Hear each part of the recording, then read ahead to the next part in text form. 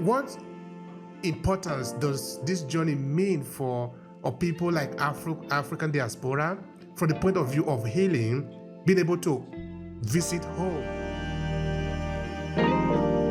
They might not necessarily need to do like Dr. Niola, remaining in Africa, but being able to make the visit, touch your land, kiss this land. This is your home.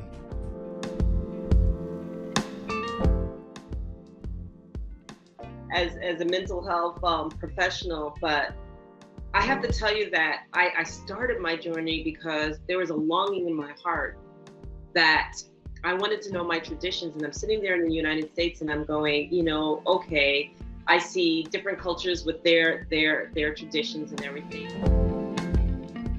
So if this is your first time here, we encourage you, subscribe to this channel. Make sure you put a like. But you know what else you could do? Let us know your thoughts.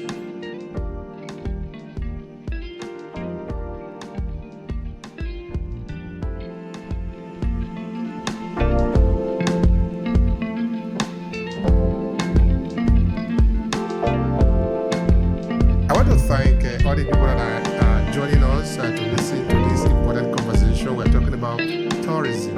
But you see, the kind of tourism we are talking about is different, in that we're talking about cultural and heritage tourism. This is an argument that is going to be dominating the African diaspora tourism industry for a long time, because of course, we do have a lot of important area to also talk of in Africa, but our heritage and culture is vitally important that we bring it to the surface when we are in the global diaspora community, and of course, within the area of tourism. So this is one area I think we really need to expand on, and looking also at the power of storytelling in this area. So I think this is what we are going to be talking about today. Why should we even consider that? Is it important? Do we have a heritage site to be talking about in Africa? Because I don't think we are talking a lot about this argument today. So this is why I'm really very happy about it. So thank you, Inolia, and thank also to Juliet, who is joining us from, Inolia is joining us from Angola, right? Mm-hmm. Okay, of course, you're going to introduce yourself. And then Juliet is joining us from Ghana, and I'm here in Italy, which is a very beautiful combination. So let's start with you, Inolia.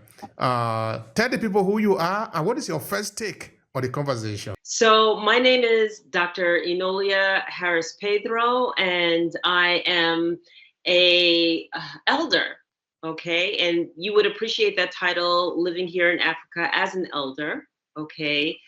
That means that I am old enough to receive that respect. I am a grandmother, which is an affectionate term for medicine woman in the West.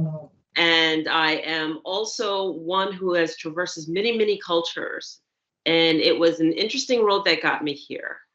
And it is a road that afforded me the opportunity to really be able to submerge in cultures. Even though I hail from New York, I have been initiated by the Obumbundu here in Angola.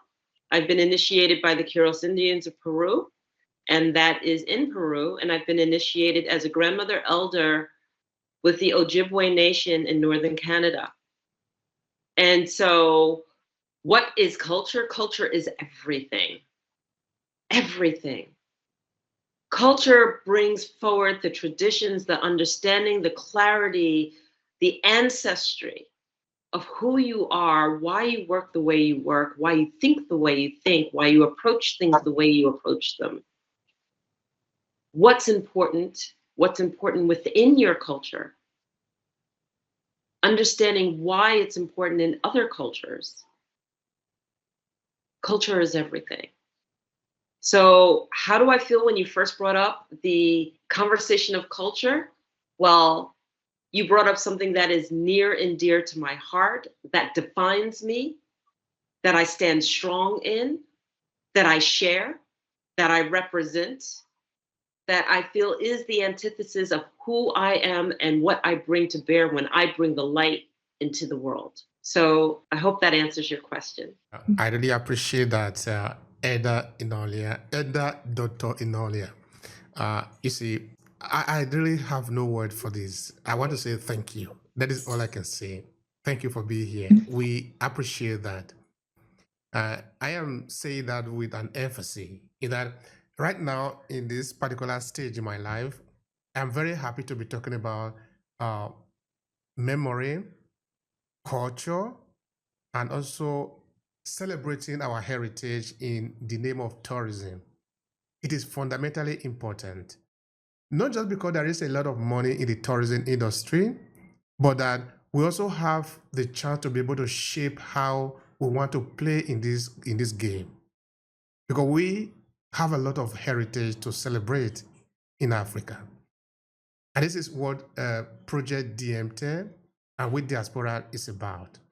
That let intentionally put our face in it. Let's tell the people, okay, you want to visit Africa, but have you visited the Great Zimbabwe, for example? I want to show you how to walk around there. Have you seen the great festival in Ghana, in Nigeria, in Angola, in Tanzania? You see, I am so pumped right now with all the people that are joining us from Africa, from a different tourism industry that want to participate in this project, because there is a mission going on.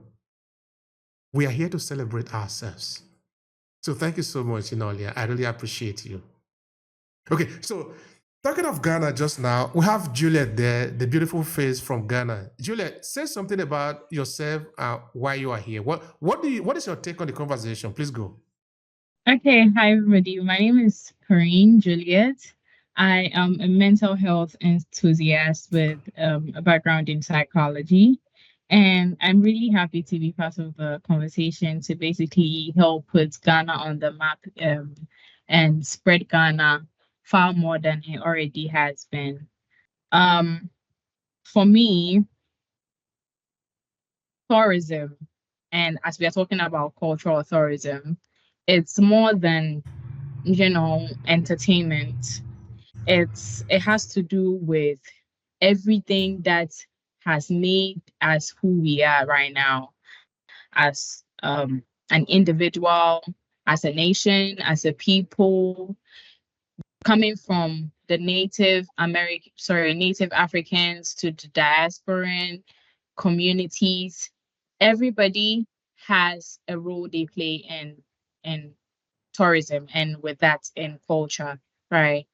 So Ghana is very diverse in the sense of culture.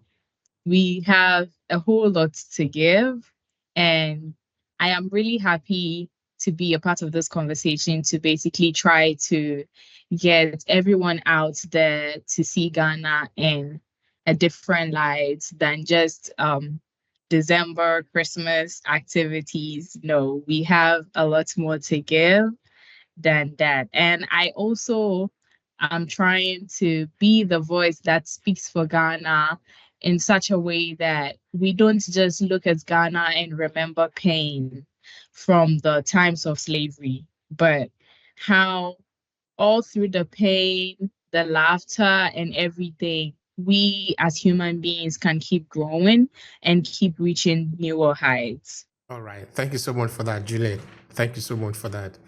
I can already see that there is a lot of value here today, and this is really an important conversation, and we are doing this on purpose. We are doing this on purpose. Okay, now let's go back to Inolia, Eda Dr. Inolia. Inolia, you were saying something really important, that culture is everything. That is beautiful. That is so beautiful. And now putting it in the face of tourism, how do we celebrate that? How do we boldly celebrate that? That we put our face in it and say, yeah, this is who we are. Because this is what we are called upon to do now. Please share with us. Well, first of all, many of the times when we're traveling, well, why are we traveling? We're traveling because we want to expand our horizons. We want to get out of our typical norm, and we want to expose ourselves to something new. We want to come to that new location in peace and calm, and we want to celebrate different things that we've never been exposed to. So when we attend another culture, okay, coming from the United States to Africa, let's take for example. First of all, the foundation by which Africa operates is so vastly different than the way the US operates that you're going to feel it immediately. Here in Africa, there is a strong value of family, and we treat with each other with a mutual respect. And when I say hello, Mana, to my peer who is walking down the street, I'm saying hello, sister. I'm saying hello to my sister. I don't even see her as a stranger or a friend, but I see her as my sister-in-law. When I'm referred to with the respectful title of Tia because of my age, or Ma. And there's that sign of respect from those who are around me. There's a sense of family in terms of the fact that to make sure that I get where I'm getting to, do I need to know where I'm going? These things are important. When we attend festivities goes to another level. I'll share an experience that I went to a dear friend of mine, her 70th birthday party. And I was excited. It was a birthday party. I get to go with one of my friends, that is very dear to me. But here I am in Angola going to a 70th birthday party. And what happens when I first arrived? The dancers greeted me traditionally and danced all the way up the stairs. As I woke, I felt like a queen. I felt like a queen. Wow. There they were dancing, traditional dances, singing, and I wanted to move with them. It just brought my energy to another level.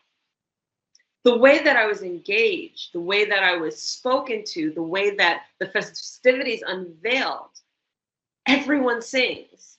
Everyone sings. Singing is being African. And we don't have this intolerance like we do in other cultures where it's like, oh, you're singing, please, can you tone it down? Oh, don't sing it live. No. When you see a person walking down the street and they're singing full voice just because of the joy in their heart, they're happy, a song that's come to them, this is who they are. And it's a beautiful, beautiful experience to have engaged. When you're engaged in different festivities and how the festivities are presented and how you are treated and how you are elevated is so, so, so important. So all of these things we take for granted. All of these things we just go, oh, that's just that culture. No, for that moment, you are elevated, you are transcended to not being in your norm. You are transcended to being in somebody else's beauty, somebody else's love, somebody else's regalness. And that's something that you can never let go. And many of us go to different countries. And for me, it's here. For me, it's Africa. I came and didn't want to leave, okay? And it transcended me to such a beautiful elevation that it left an imprint in my heart. It's something that I could discuss. It's something that I could share. It's something that I will always know the rest of my life. And it's important. So yes, that's what it means to me. Yeah, thank you. You see, what I want to share with you is actually a testimony. All right. In this podcast, in what I'm doing, which is leading to also the different expansion of the project, I have interviewed over 1,000 people in the diaspora and, of course, also in Africa. So there was this particular man, is also a grandfather. I've interviewed in the United States. And he told me literally like this: I don't want to die here. I want to go to Africa. He had never been to Africa. You see, there is something particularly important in being able to touch this land of yours. This is your land. And when you talk about all the different rituals and the rites that are linked in it, in this web of world that we call Africa, then you begin to see how deep it is. Now, let me share another thing with you of why this is really very personal. In my culture, which is a south of Nigeria, when a child is born, we dance, we celebrate. You will see people pouring powder on their faces. They are jumping.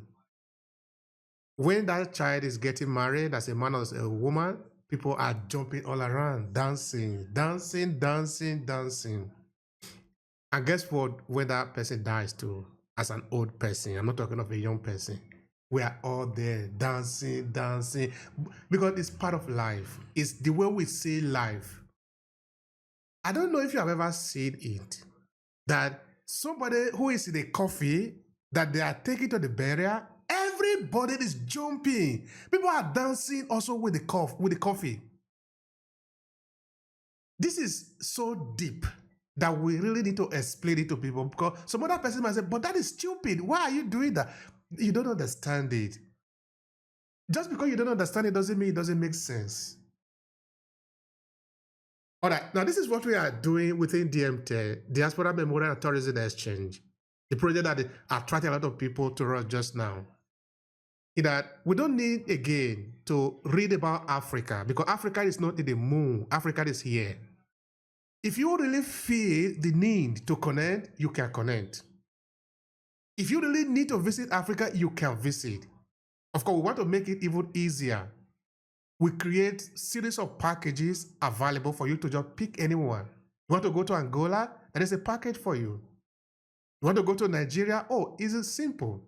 You want to go to Ghana? Don't worry. I will have our team there ready to pick you up. We don't need to be there. Me, Obehi, doesn't need to be in Kenya or in Rwanda or in Tanzania to do this. We have finally built up a network. These businesses are there. They don't need to work for us. They work for themselves, but we have it's a network. They will work in this network. They get their own money. We get our own money. Because we are the one doing this, we choose the narrative. We choose where we want to go. We're also preparing a series of retreats. We decide what we want to teach, what we want to show, what we want to celebrate. It's gone at the day when we say, oh, please, can you add on to the conversation too? No. It's no longer, no more. We decide what we are doing. If you are interested, come and join us. But we tell you what is the narrative. Africa we are literally blessed. We are over blessed. It's time for us to keep on celebrating that.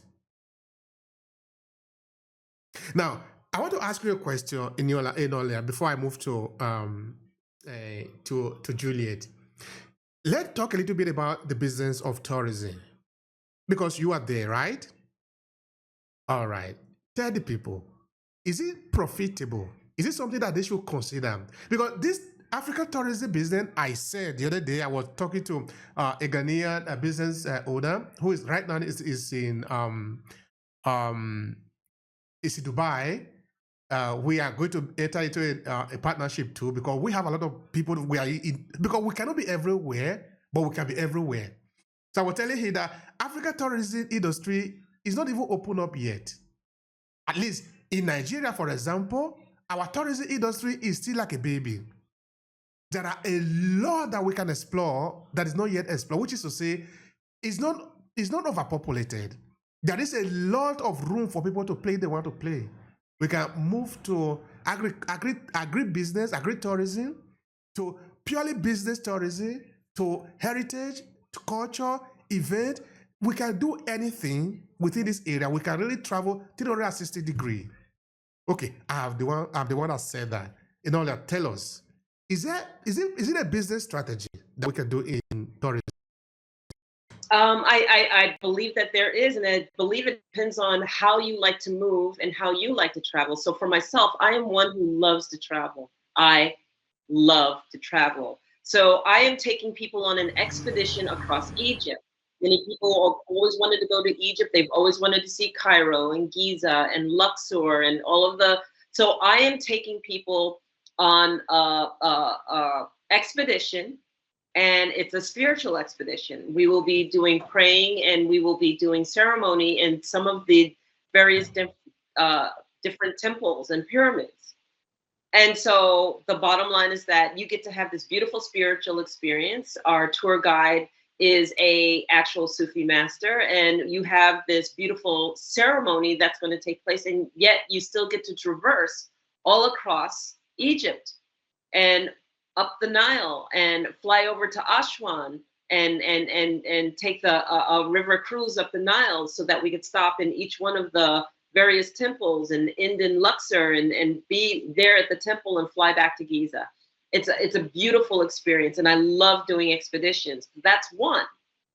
I've had the fortunate opportunity of being in Kenya and being on a 100-mile walking safari with the Maasai. And that 100-mile walking safari, we ended up going 10 miles a day for 10 days. And it was the most profound experience that I could ever have participated in and worked with. And I fell in love with the motherland. The first 3 days, it was, can I make the walk? Can I make the walk? The remainder 7 days was an turn inward that I cannot explain to anyone, that allowed me to reflect, to honor, and to truly come to peace with it. And that was a tour. And then you have Angola, Calendula Falls, and being able to traverse all around the countryside and experience it. And many people may not know that are outside of Angola, that Angola is Portuguese. So working with the Portuguese language and the African languages, and going to the countryside where I was the very first North American ever seen, and being able to fall into rhythm with the traditions of how things are done the old way. And knowing that I could embrace that as well as understand the ways that I participate now in doing and accomplishing certain things. What a beautiful understanding of the culture and understanding what was important to be presented to a family and what the traditions were to be presented to a family. The countryside, the landscape, the animals are just unprecedented. There's an energy that runs through you that you don't even realize that you're elevated, because typically what do? We stay in our homes. We're typically in our homes and not outside. So there are so many levels by which tourism opens your heart, opens your palate, and expands your boundaries to understand and engage in how others engage. I remember being in Senegal and leading a tour there, and the first thing that struck me in Senegal is how regal all of the women looked in their traditional clothing. They were just so regal and carried themselves so strong. And it was traditional clothing. And I went out and I got a handful of traditional outfits. Like, yeah, this is me. This is totally me. This is what I got to get back to me, and me is regal, and me is wanting to wear that. And it's not saying that it, if I like one, then the other is not that. This is what it struck for me. And for each person, as you expand your palette, as you engage in different cultures, there are things that are going to strike you that you have a love for. And how wonderful is that you can open to your heart's desire and therefore embrace things that aren't your typical norm. And then you can turn around and introduce that to someone that you know at home. Show them another way. And so, yes, tourism, various African countries, and the African countries and cultures themselves are so vastly different. I've never had the great fortune of going to Ghana, but I know that Mauritius is totally different from South Africa, is totally different from Angola, is totally different from Senegal or Morocco or Egypt or Kenya, for that matter, or Ethiopia. I mean, every country has their rhythm, and every rhythm is different. And the fun part about being on tour in that country is that you get to move to a different rhythm. Lovely. Thank you so much for that. That is actually what it is. No, it's rainbow. Yeah. It's really rainbow. It's full of diversity. That is what makes it interesting. Also, life is like flower. Somebody said, "How can I show that I'm here? Just be here. That's what it is. How can I celebrate life? Just be alive." You see, For flower to be flower and celebrate life, all you just need to do is to flower. That is it. That is something really peculiar about Africa. There are many reasons for that. Of course, this is the birthplace of humanity. It's supposed to be like this. There are this diversity that in our consciousness is never negative. It just offers us the chance to experience life in several dimensions, in several possibilities, different ways. If you say, maybe for example, talking about Nigeria, for example, that is just one country in Africa. Even within Nigeria, we have a lot of diversity.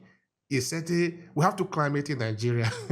You have different type of food in Nigeria that somebody mentioned, but I've never seen this kind of food before. But just because you haven't seen it before doesn't mean now it's a bad food. It's just because you haven't experienced it before. Now I want to experience that. Now it gives you a chance to be able to experience something deeper. So I think this is what tourism also will help us to understand more. That there is a lot to celebrate about us. We are full of life in the real sense of it. All right, but anyway, since we have Juliet here, Juliet, let's put the question to you like this. Then, of course, I'm coming to Inolia later on. Somebody is dreaming of coming to Ghana to celebrate. We don't just want to say the whole of Africa, even though we can say that sometime. But let's say Ghana, somebody is coming to your country to visit. What should they dream of? What should they be looking forward to seeing? Share with us. Okay, so sorry about that. I'm still working, so Go on. So first thing you need to understand is to get to Ghana, you need to understand that the whole idea of tourism in Ghana, I believe, needs to center around the people who live the culture. It is anything you think about coming from our popular outfits, kente. Think about the very old men living in mud huts in Tamale. Think about the foods we have here, from the simplest meals to the crazy. Sometimes I step out and I'm surprised myself with some meals that you get to see here in Ghana. Think about everything like that. Think about the recipes that have been passed down. Think about folklores that surround certain areas, right? Now, if you want to dream of something, you dream about something you think about. This is how dreams are made of, coming from a psychological perspective. Typically, it is said that dreams are a manifestation of what the mind and the subconscious mind keep thinking about. So if you want to come to Ghana, let's translate that into a reality for you. Think about, go to the very basics, the rhythm of talking drums in villages. Think about the feeling of sitting behind a bonfire as old women are chanting and telling stories from their time and stories they heard from their parents and then their great grandparents. Think about the lakes and the rivers we have and the stories that surround all of them. Stories of goddesses, stories of curses, stories of good fame and fortune. Think about festivals, for instance. I know Ghana is a great tourist destination when we are having our festivals, but some are way more out there than others. One I would like everybody to pay attention to is what we call Chaliwate Festival. Now, Chaliwate is a term for bathroom slippers, the flip-flops. But there's a whole festival surrounding that. And when you get into it, you realize human beings packed against each other, dancing to the tune of various music. You see art spread all across. It is a breathtaking experience. Think about going to places. Now comes the sad part. Think about going to places like Manso, where there's a river where the slaves took their last bath before leaving forever, not knowing whether they would live, die, go to another dimension, not knowing anything, and being in that moment, giving yourself a moment of silence just to feel everything that comes with it. Thinking about our meals, think about jollof and all the different things we add to our jollof, including eggs, our favorite type of protein. Think about all the hospitality, the laughter, and the pride that comes with being in this space as a Ghanaian. This is a place for you to heal and a place for you to call home. So if you are dreaming of coming to Ghana, combine a small part of all of these, and you have a lifetime experience. Thank you so much for that, Juliet. That is such a beautiful part of the equation. A reason why people should visit, a reason why people must visit. It is important. You see, okay, you didn't make mention of the return home. Okay, as a psychologist yourself, I want you to look at what importance does it place on mental health for people of African descent? You see, in We Diaspora, we are specifically focusing on this for also this reason, in that we're talking about healing. We need to heal ourselves. Healing ourselves also talk about connecting to our root. For many people of African descent, there is something that happens inside of them when they can make this journey. It's not as simply whether it is expensive to pay for a flight ticket or not. We are talking of connecting to yourself, making a kind of an inner journey other than just the outward journey. So I'm asking a question to you, Juliet. What importance does this journey mean for people like African diaspora from the point of view of healing, being able to visit home? They might not necessarily need to do like Dr. Niola, remaining in Africa, but being able to make the visit, touch your land, kiss this land, this is your home. Does it have any significance from the point of view of mental or psychological healing to the individual? As a mental health professional, but I have to tell you that I started my journey because there was a longing in my heart that I wanted to know my traditions. And I'm sitting there in the United States and I'm going, okay, I see different cultures with their traditions and everything. And I wasn't feeling a part of where I was in New York City, just typical New Yorker, not a strong sense of family, not a strong sense of any traditions at all, except the ones that I created for my family, because my family was one of those who were captured and brought to the West.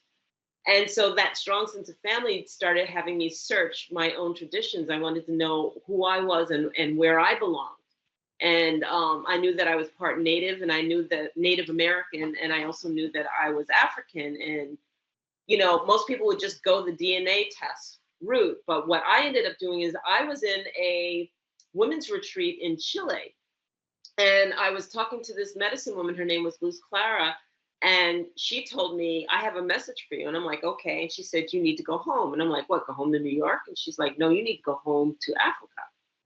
And I'm like, okay, well, how do I do that? Oh, I'll go with my husband. She said, nope, you need to go home by yourself. You need to go on a pilgrimage. You need to go home to Africa on a pilgrimage by yourself. I said, oh, you mean by myself with my girlfriend? She said, no, by yourself. I'm like, how am I going to go to Africa? I know nothing about the country. And this is what a lot of the diaspora feel. They don't know anything about the country. They don't know where to go. They don't know how to do it. And so they feel a little bit lost. So, in that retreat, I remember climbing up to the Andean mountains and sitting on the top of the mountain and having a conversation with God saying, if you want me to go home, then just provide a way. Just help me to get home. I don't know how to get there. And when I got off the top and when we were called in from that retreat, and basically the leader basically was having a conversation with a friend, and she was like, oh, my friend wants me to go to Africa, but I don't feel called to go. Do you want to go? And she was asking her friend. She says, no, but I know that Enolia is thinking about going. And I couldn't believe this. This is a 5-minute conversation, 5 minutes after I had the conversation with God. So I ended up taking the woman's place, and it was a walking safari 100 miles across Kenya. That's how I ended up there. And so I decided, since I was going, and the person who was organizing the safari and the walking safari, and I had committed and I was going, and at least I had a place to go, you know, I knew how I was getting there, transportation was provided, I decided I was going to do a DNA test. And so I did a DNA test. And my DNA test came back like a few days before I came. And my DNA test said that I was from Nigeria and that I was from Kenya and I was Luya tribe. And here I was walking the East and West Savo parks of Kenya. It was like the ancestors called me home, and I had acted on it. The ancestors called me home. I sat there, I remember touching base in Kenya at the base of Kilimanjaro, and I remember picking up the dirt, and I remember being on my knees, picking up the dirt and feeling the dirt between my fingers and saying, I am home. I am truly home, and embracing every new thing that came, and speaking with the crew who was helping us walk across there. And some of the brothers were Luya tribe, and they were telling me about my ancestors. They were telling me how they sang and they worked the fields, and how they had a special relationship with the earth, and how they had this special relationship with the drum and always singing. And just learning about myself and opening my heart to this. And, you know, like, there were things that Juliet mentioned. And when she talked about singing, she talked about food, and she talked about these things, and you have no idea how this binds you. It ties you back to something that's familiar, even though it may not have been in your lifetime. Of knowing that how strong that was in my DNA as a part of me, that food, that culture, that singing, the festivities, the rhythm of the land, everything that she mentioned was just so invaluable. So yes, I truly believe that when you are called back, you are called back. And I don't think it's just a mental I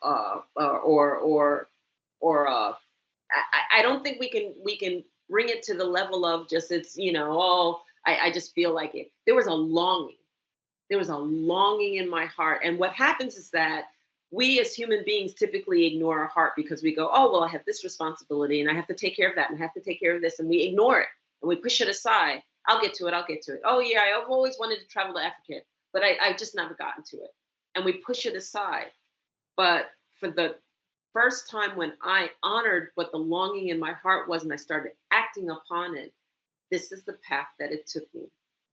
And then it honored me by affording me to be here, to be able to change my life, to be able to live here, to be able to embrace the culture, to be able to look at my Angolan brothers and sisters here and just with a smile on my face and engage the most beautiful people I ever had, to eat the most beautiful traditional food and prepare it and know how to prepare it myself now. You know, the songs, the festivities, and how we celebrate and how we embrace family and being a part of family, because I was formally presented and had to fulfill the traditional ways in order to be married.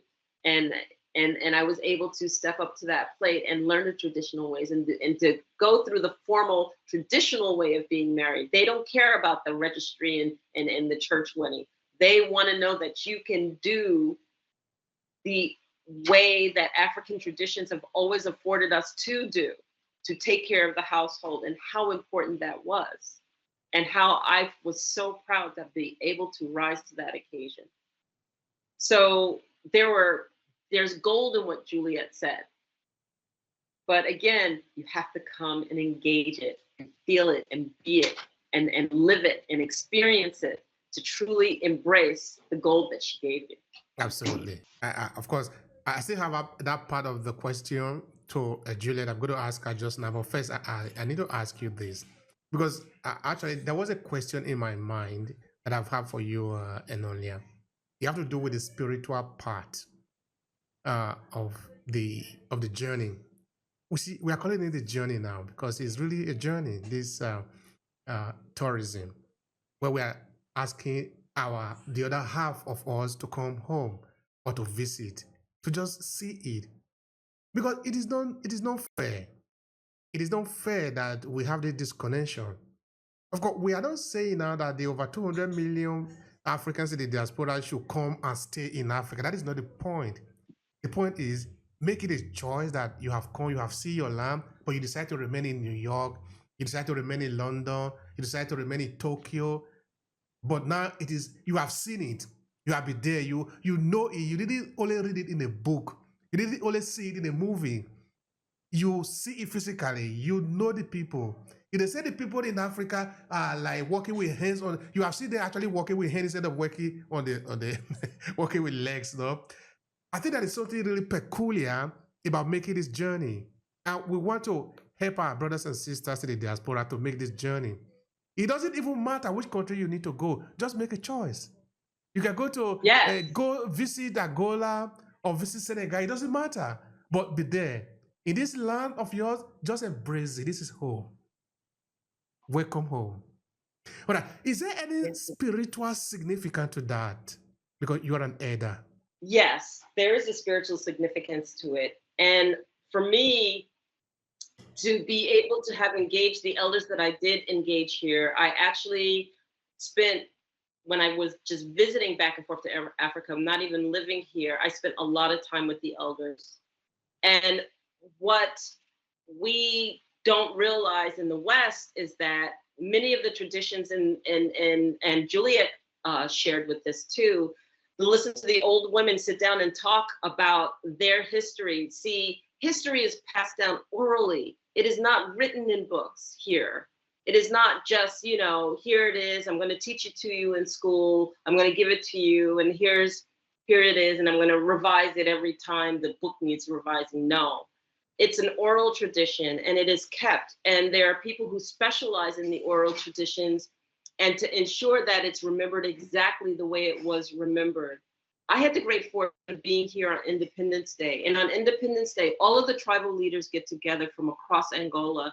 And what they do is they descend upon the capital of the government, and they tell the oral tradition of how they were able to manage through independence from their colonists, and to make sure that the younger ones get the story right, and they correct them if it's not right, because the story needs to be told. It needs to be told the correct way, and it needs to be remembered the right way. And to be here knowing that on many occasions that I hear the story of how we made it through the slave ships and everything else on the Western side, to be here to understand what took place here in Africa with the colonists, and hearing the different point of view and understanding that was unbelievable. It's something I'll never forget the rest of my life. And to hear the oral traditions shared, and to hear the oral traditions remembered, and to be able to even be privy to that information. Again, there is something that transcends storytelling. They take you there. You are part of that experience. I could see, touch, taste, feel, smell the story, and understand the feeling, and understand the strength that it took, the pain that they went through. And so in that understanding, in that storytelling, in the way that spirituality is practiced, and why things are done the way that it is done, it's been done for centuries the same way, engaged for centuries the same way, and respected for centuries the same way. And that's something that's lost outside of a culture that stands in their truth. And so I have a huge respect for the spirituality here, the engaging of the ancestors, how we approach the ancestors, how we engage in spirituality. It's held in deep respect in my heart. Thank you so much for that. And I'm happy that we are doing this. I'm happy that we are doing this. Sometimes I think this is a call that we just need to respond to. I don't believe that these are just coincident. These are spontaneous. Sorry, I don't believe that these are just spontaneous things. These are a kind of, these are supposed to be. They are supposed to be this way. So let's celebrate it. Let's rejoice over it. And we are touching again the story. The power of the story.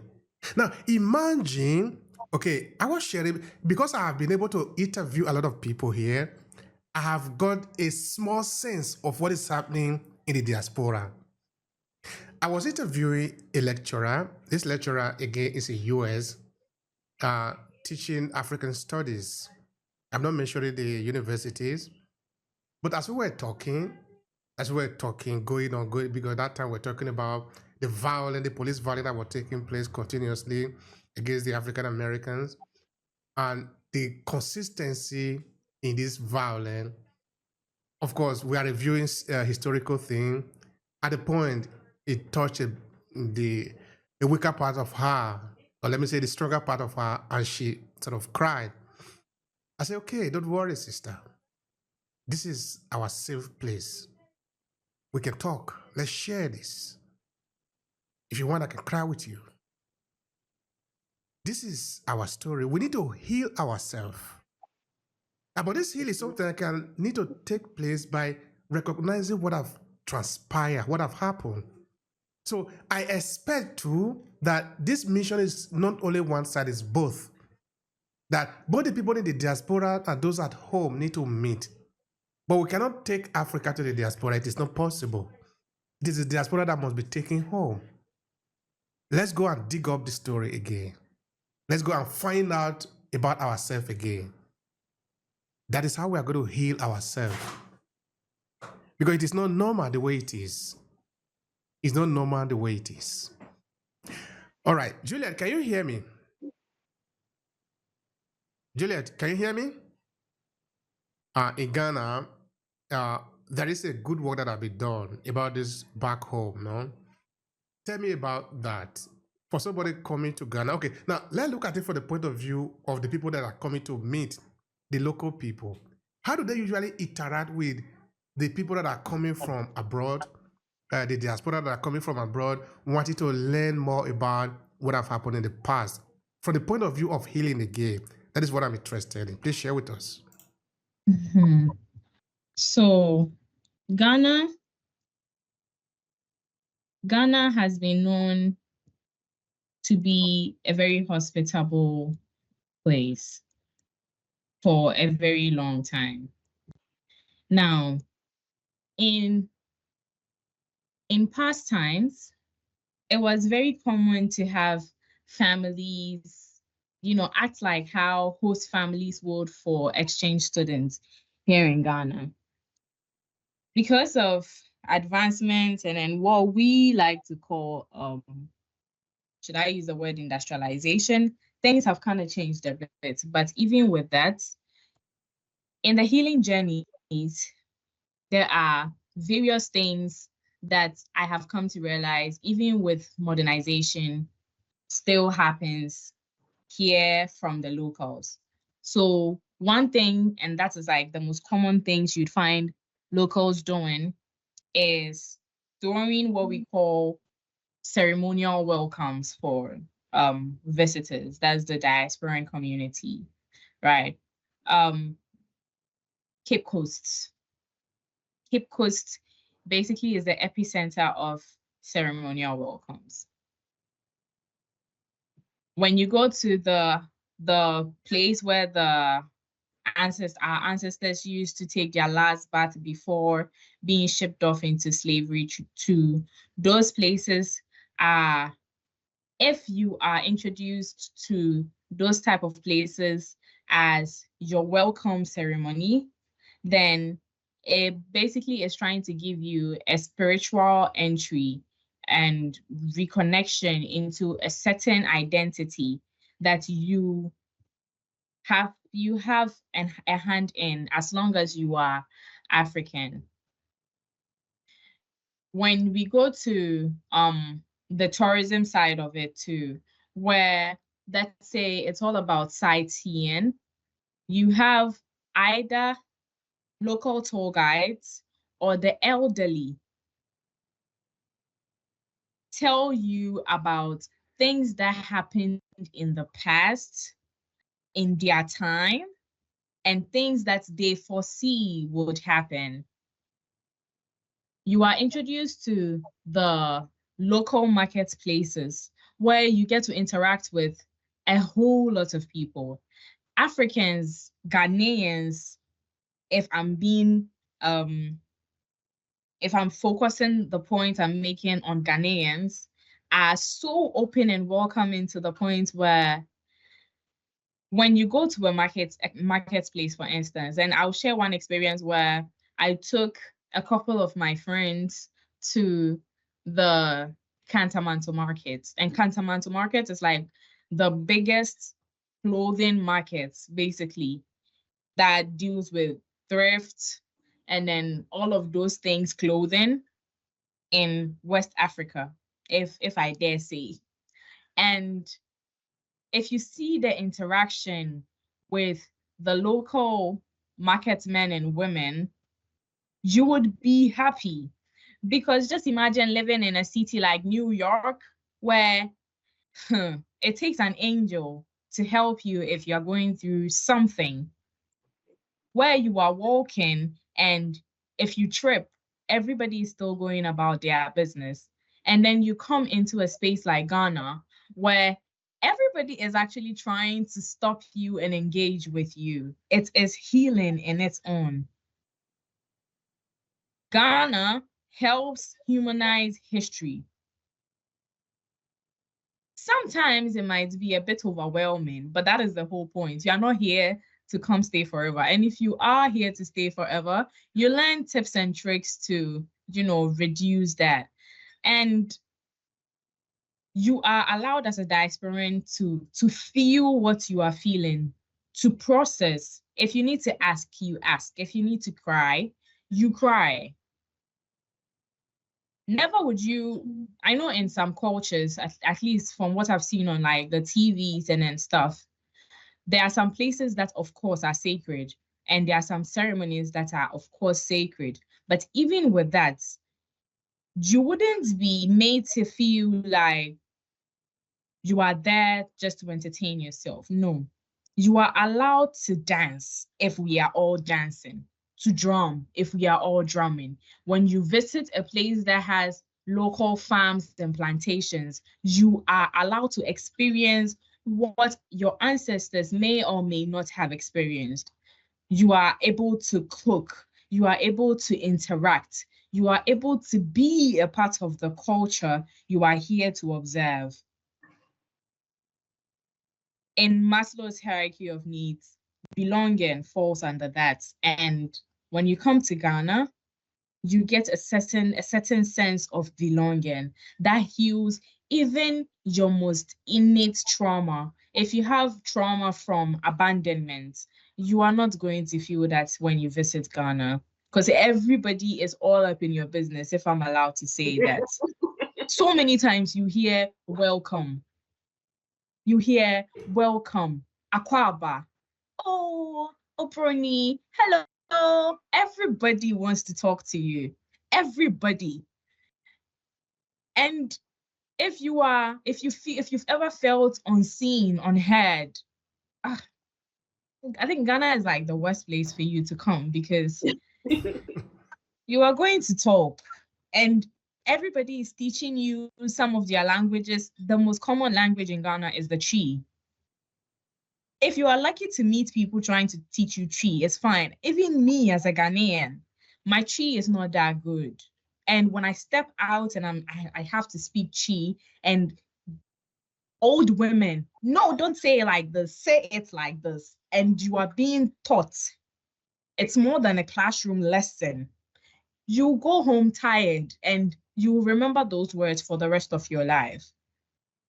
That is a part of healing that you cannot get from going to the doctor. The doctor would hear you, but do they really see what you need them to see? Do you feel as heard as you want to be heard? You are not paying for entertainment, you are paying for an experience. And with it comes the pain, the joy, the laughter, and most importantly, the feeling of being wanted and belonging. Thank you so much for that. You Yeah. are not forced to participate in something that brings up trauma. You so many times you hear people just a sigh of freedom, satisfaction. You feel them heal from the inside out. And those are very precious moments that sometimes you cannot put a price to. That is how Ghana helps a lot of people who come here to heal. Thank you so much for that, Juliet. We really appreciate that. This is the value that we're talking about. That when we get involved in this back home or return home, or this memorial journey that we must make, we become part of it. It's not just for a kind of a sightseeing. We're not talking of sightseeing. We're talking of getting involved. Be part of the whole of it, because you really are part of the whole of it. All right, Juliet. Yeah. Now, people want to learn more about you. Yeah. Tell them, how can they connect with you? Oh, okay. So to connect, my name on every social media platform is Miss_Karine. The Karine is CARRINE. And the first thing that engages me as an individual, especially when I'm trying to build connections, is go deep. Go deep. Hey, Karine, I want to heal. Then we can have a tangible conversation. I like being engaged in that sense. Maybe it is from the fact that I do a lot of mental health stuff, but yeah. And for me, again, I feel like the time has come for tourism to just be upheld in the image it is supposed to be, as being more than entertainment, but as being more like a journey, as you had mentioned initially, and as an experience that helps to shape your life, helps you to be immersed in what happened in the past and to grow into the future. Thank you so much for that. We appreciate that. And that is really what we are working towards. All right. Elder Dr. Inolia. First, tell the people how to reach out to you if you have any offer there, a business that people can benefit from. And then let them know what is your final thought, kind of a message that they can take home with. Please go. So I can be reached on my website at www.enolia, ENOLIA.live, LIVE. And if you go under retreats, you'll see the various locations that I'm leading tours to or retreats for. And you can reach me through my website, or you can contact me at info at Enolia, ENOLIA.live. I am on all of the platforms. Enolia is not a easy or a common name, so you can reach me on Facebook, etc. It's Facebook, LinkedIn, Instagram under Enolia or Enolia Empowers. Okay. I have 2 YouTube channels. So again, The Infinite Way Enolia or Enolia Energy. And yeah, that and I just recently launched a radio station. Lovely. and the website for that is Wombollogy, WOMBOLOGY.world, because it's where women's voices reign. And you'll hear some beautiful, beautiful stories from women across the world. Lovely. Is there any other thing you would like to say to conclude the conversation? Maybe a final message from you for today? Yes, dream a beautiful dream or you will be dreamt. And what that means is Wow. that if you don't hold a vision for yourself and make your life a walk to that vision, then you will live your life as people perceive you to be.